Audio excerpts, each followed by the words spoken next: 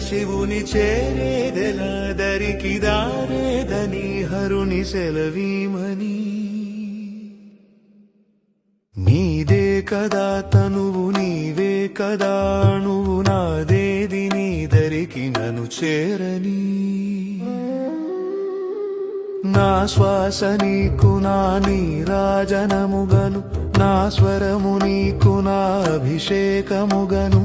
ఈ తనువు నీకు నా నైవేద్యముగను నా కర్మలే నీకు పరిచర్యలుగను అక్షరములు నీకు అక్షతలుగాను పదమాలలను నీకు పూమాలికగను కరతాళ ధ్వనులివే మేళతాళాలుగను